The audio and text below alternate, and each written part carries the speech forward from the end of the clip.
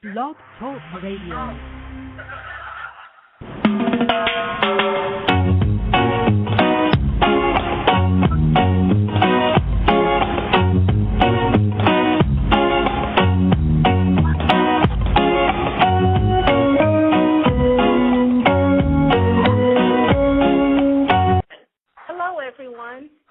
Welcome to another conversation.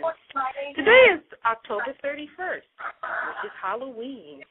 Halloween is an annual holiday observed on this special day. It has roots in the Celtic festival of Shaman and Christian holiday, All Saints' Day, but it's largely known as a secular celebration.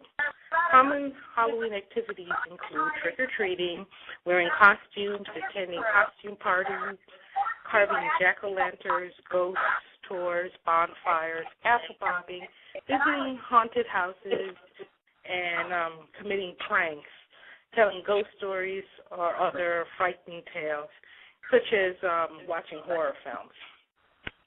Today, our guest from last year, from those of you in Radio Land, last October we had Sandra and Jerry, and so we invited them back.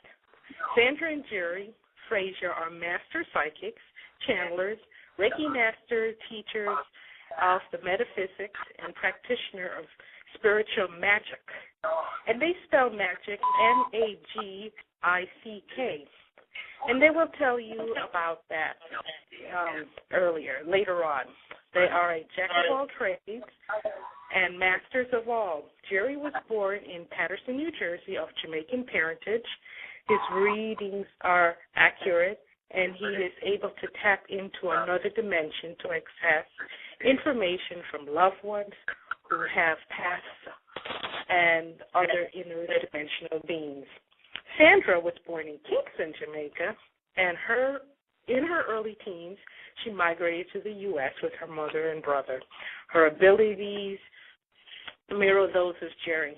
They are magical potion makers. So if you need it, they can brew it. Sandra and Jerry understand that their contract is to remember that they are ancient mystic beings and assisting themselves and others to evolve. For them, it has been a magical 31-year journey. That's great, y'all. To learn more about them, you can call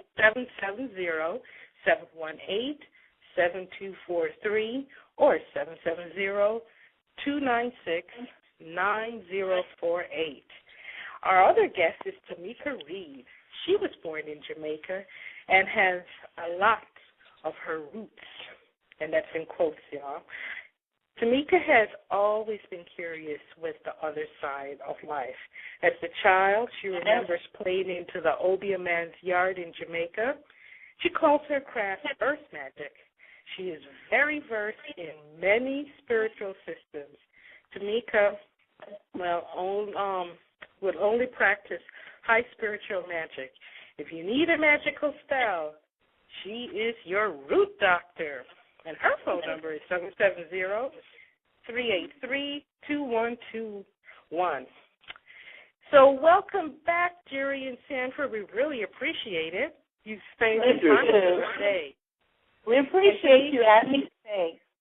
And Tamika, welcome aboard. Thank you so much. It's good to be here. Okay. So let's start with tell us the meaning or the spelling behind the word magic, because you guys spell it magick. Jerry? The reason why it's spelled with a K is really to make a distinction between the magician on stage that pulls the rabbit out of the hat and, the little dust and all of that, which spells magic. Magick tells you that you're dealing in high magic, spiritual magic, or what some people would call the occult, which is another word that tends to intimidate people. Because as everything is energy, we can manipulate energy to work the way we want it to work. And that in itself is magic. With a K. With the K, yes. So, Tamika, who has empowered you using your craft? What was the question? Who have you empowered using your particular craft? Well, just growing up and being exposed to the environment, it was like a comfortable thing. Everybody was afraid of the Obeah, but anytime they needed help and couldn't turn to a doctor or your lawyer, they would run to the Obeah. So the Obeah was always the savior, and I guess that was my motivation, is wanting to save my people from the wrath of themselves, so to speak. I see. So, Jerry, what have you been up to since we last spoke last year? Oh gosh, where do I begin? It's been quite a journey. We have upped our game, so to speak, in things that we're doing. We've added on to our repertoire some classes that we're teaching people how to see auras, how to astral travel, remote viewing. We're traveling to different places to do these things. It's getting bigger and bigger. We're really, on the upswing at this point. Okay. There was a show on WLS. He does a lot of did. This was about 10 years ago. I don't know if he still does that. Remote viewing in Nevada. Are you familiar with him? Mm-hmm. Yeah. What is his name? Like Norman or Art Norman or something like that? Art Bell. No. What is his name? Mike Norrie or something like that. Norrie. I'm talking to George Norrie, but Mike. Yeah. Okay, yeah. George. Okay. Yeah. So you're doing what he's doing. We do the same thing, and we have practice along with Tamika and all the people that come to the house. And that's basically what's the movie, Men Who Run with Ghosts? No, Men Who Stare at Ghosts. Men Who Stare at Ghosts. It's really what it is, and anyone can do that. You can sit at home and practice seeing into someone's home, the government does this all the time. CIA. That's a big part of their spy game. That's the reason that movie was made. Oh, okay. Well, what is it? Art imitates life? Yeah. Think about it. The government wouldn't spend that kind of money on something if they didn't think it was going to work. They put millions of dollars into those type of things, and because of the fact that they know that it works, and they train people especially to do that. So it's all part of their quote unquote spy game. So would they would employ people like you to teach their people how to do this? Well, they wouldn't take people like us because they know we would not. We're not like people they want teaching this stuff, but they are people that they do hire that do teach others to to enhance this ability that they already have. You see, and in doing so, they use, and even the Russians are doing. I mean, it's not just something that the government is doing. It's really a worldwide thing that the Russians do it, the Chinese do it, Japanese do it. Everybody's doing these things. It's just that it's not a overt situation. It's a covert thing. Ah, okay. So, Tamika, when people tell you that you are an Obeah woman, how do people initially react? Are they like, oh, my? Because as a journalist, I interview everyone, and I try to gear my shows or my topics for topical issues. So I would be interested in this alternative view of life during Halloween. But that's my journalism side coming out. Let's say an average Joe, and you say, well, so what do you do, Tamika? And you say, well, I do the Obeah thing on the side. How do people react? Well, at first they're very standoffish. They'll tell their children, oh, don't go to her house, or if you go to her house, don't eat no food from them. That's the crazy Obeah woman. But once again, it goes back to, like, my family. They think I'm very strange, but at the same time, they can understand it and relate to it, because when stuff really hits the fan and they really need some deep spiritual work and the answers are just not coming, I am still the one that will be called. I'm still that cornerstone. So although I live at the top of the mountain and nobody comes and visits me very much, I'm still a necessity. So I'm still needed in my community. Okay. But do you think it's maybe cultural socializing? And the reason why I say that is because, say if you go to Australia, in the Aboriginal culture, they have, I think they're called shamans. And what they do is that they'll throw bones out they'll have bones in the bag, and then they'll throw it out, and they're supposed to read the future. Or in other cases, that they say that if the shaman throws a bone at you and say some words, you could actually die. And in cases like if you watch National Geographic or things like that, these people actually do die. But are they dying because you've been raised to believe that if the shaman throws a bone at you, you're going to die, versus if you were, say, if you're Jamaican, and you said, I'm throwing bones at you, an average Jamaican will go, what a rotten, what are you doing? Oh, yeah, that's one pound, Yeah. Because they're not coming from that environment, or even like the example I would think of is, say, if you go to church, some churches, you go to especially mostly Baptist churches, I see this. Like a pastor would put his hand on you and heal in the name of Jesus. Mm-hmm. And I guess they're healed or fall out or whatever. But you know what I'm talking about. So is it more of a cultural, social training as opposed to? I'm not saying that you're not real. I'm just saying, could that be a factor why some of your things work? Well, when you deal with culture, you have to deal with ancestralship, and it was coming from the Fa and the Dana tribe, where they used to incorporate the magic part of it. Then you have the Yoruba tribe of Nigeria, and their practice of magic is Yoruba, and all that is when the slave trades came in, it trickled down. Our people still felt disconnected to their culture, their ancestral way of life. So that's when you get the Haitians. They incorporated the Catholic beliefs. They incorporated as their voodoo. And when you come to Jamaica, we incorporated or masked it as Odia. So it's really just a form of ancestral worship. And unfortunately, we as a people have stepped away from worshiping our ancestors. And now it's just time to go back to it. Is it a cultural thing? It would be a cultural thing based on where, like, for instance, if you're from Nigeria, the culture of ancestor worship would be Yoruba. If you're from the Dahomey tribe, then of Africa, then your cultural worship would be Fa. And in Haiti, your culture of worship would be Voodoo. In Jamaica, your culture of worship would be Odia. So it's ancestral worship. Nevertheless, it's a way to directly communicate with your ancestors and feel that link of your ancestors. And are some people more in tune with their ancestors? Yes, because when we wake up, we say, okay, thank God for another day, and then we go, get dressed, drink that third cup of coffee, and punch in that clock. But nobody remembers, oh, great-grandmother, what would you do in a day like this? What would you do on a day like that? When our children get sick, we fling them into the doctor's office. Oh, it's in the doctor's hands now.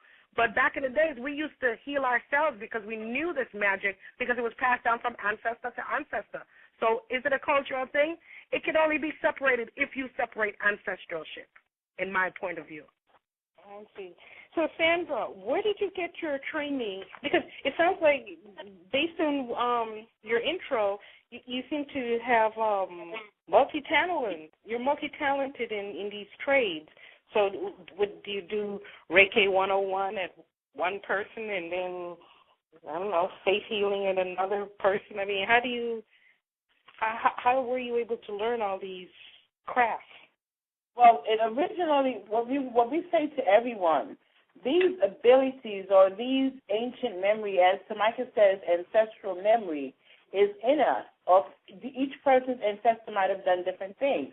And at this period of time, things are waking up within us. So that need or that ancient knowledge that we're able to do certain things begin to rise up. And as it does, either you become curious and you're like, ooh, I want to go learn that, or you actually started having experiences. With us, it started with us having experiences, having visits from what people would say were other dimensions, being able to see lights or spirits or different things, hear voices. Would you liken it to like a sixth sense? Like, say, part of it. There's so many. I'm about to pick up the phone and I go, oh, that's my cousin calling me. Yes. You know, it's like, you know. You know. But it's for some of us, you know, in the case of all three of us, Tamika, Jerry, and I, it became more of a stronger calling where we understood that different people have a different purpose. You serve the greater community with journalism. We serve it from a whole other spiritual aspect. So once these abilities start to pop open with you, a lot of times you're not always familiar as to how it works and what to do. So there are times that we have taken classes such as Reiki 1, 2, and 3. It's a system that you have to go to someone else to learn who was learning before you. But once you learn it, it becomes yours because you understand, you get to a point where you might do different things than they do it, or when you're feeling energy on someone, it might feel different to you or you approach it in a different way. So it's just taking the base of all these things that's within you and develop on it. And the key to it is practice, practice, practice, practice.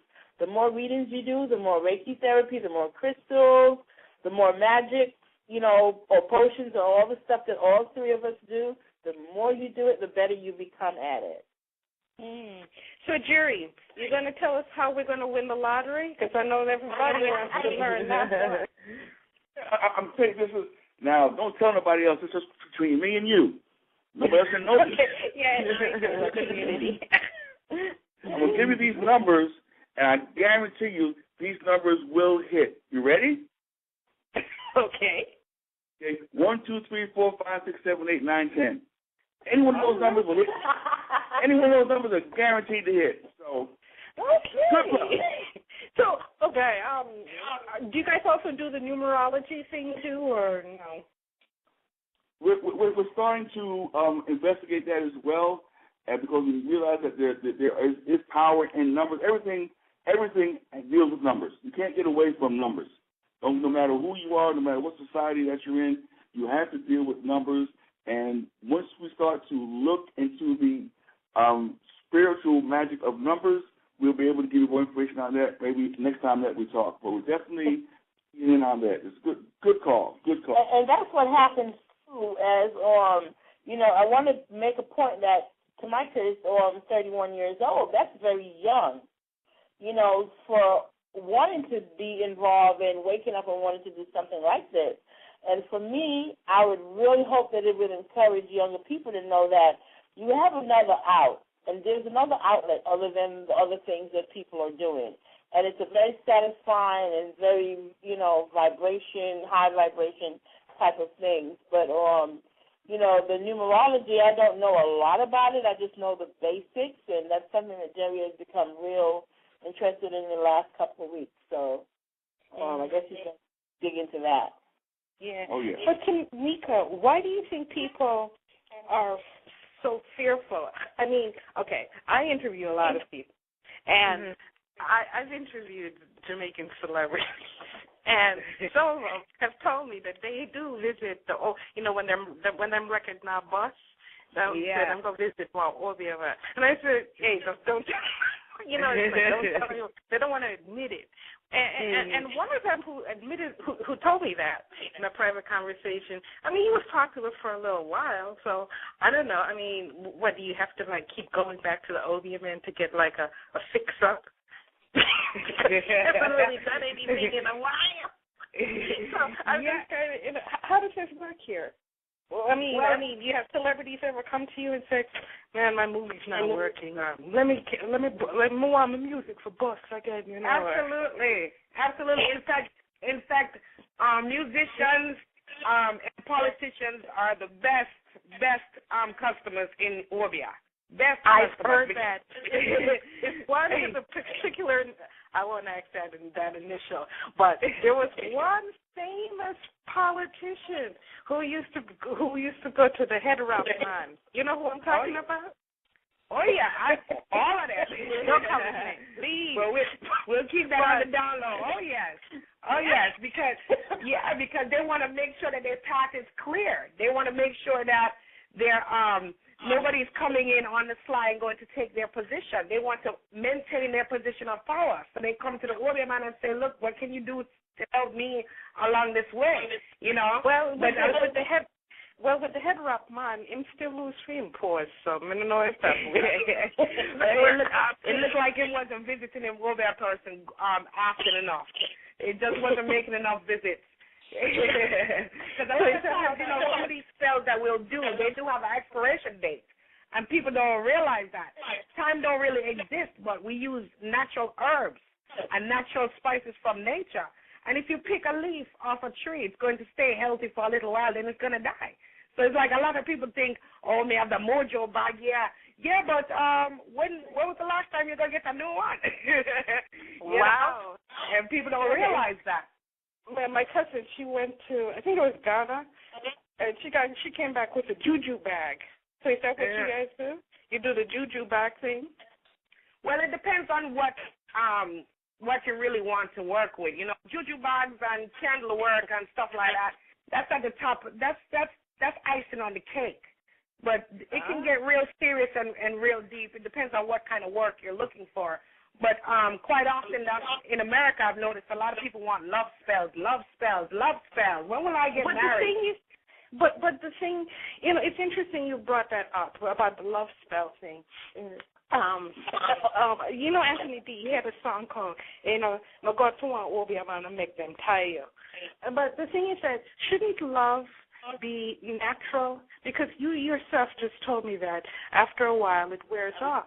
So if I choose my perfect partner, I don't want him to come to me because I owe him or I tie him to me. I want him to come to me naturally because I won't have to keep going back to anyone because it's natural and it's real.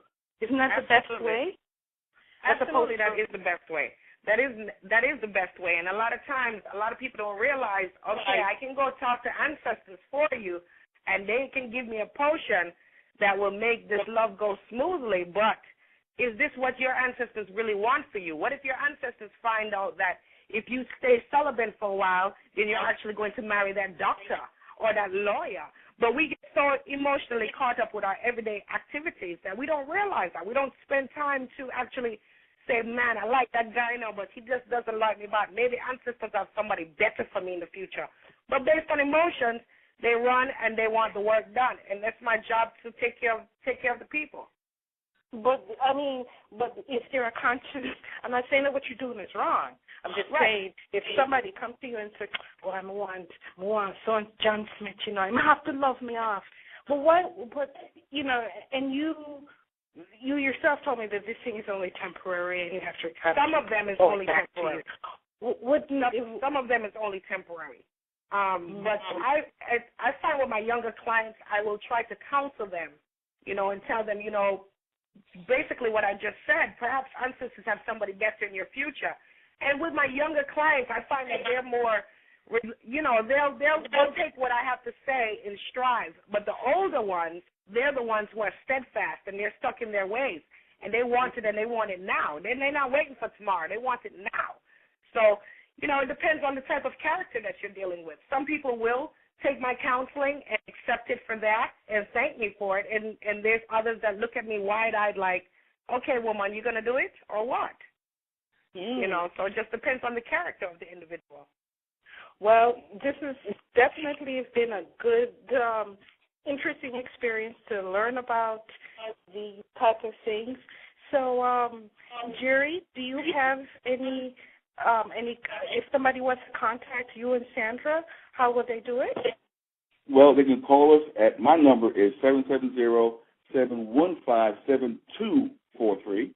And Sandra, you can contact at 770-296-9048. And Sandra, would you, is there a website that you would like someone to contact you? Yeah, it's aspiritualheart.com, and hopefully it will be completed, or we have to redo the whole thing, and blah, blah, blah, blah, blah, blah. And I'm on Facebook, Sandra Fraser, and so is Jerry Miller, so you can find us on Facebook. And, just to kind of piggyback a little bit off of what Tamika was saying, for us, we don't even like to do relationship readings. Because when you're having bad relationships or relationship problems, there's other things in your life that's not going okay that you need to fix first so that the relationship things go smoothly. Okay. And Tamika, do you have any parting words? Well, first of all, if people want to get a hold of you, do you have your website or Facebook that you'd like them to know about? Well, not at this present moment. I'm fairly new to the neighborhood here in Decatur. However, I do have a phone number until further notice. My phone number is 770-383-2121. And my last closing words for the people is go and have a conversation with Grandma. Grandma has a lot to tell us. We forgot to go and sit at Grandma's feet and listen to her stories, Instead of always running to the doctor for everything, she trusts me. 9 times out of 10, she can go tell you, go get the dizzy and get to working, and different little natural remedies that we always did as a people, as a culture, ancestrally, for ever since we've been here, for eons. So that is my last word to the people. Definitely go and have a conversation with Grandma and Granddad. They have some stuff to tell us. Okay. Well, Jerry, Sandra, and Tamika, it has been a pleasure, and we will talk next October. Well, thank you so much. Bye-bye now. Bye-bye. Good night.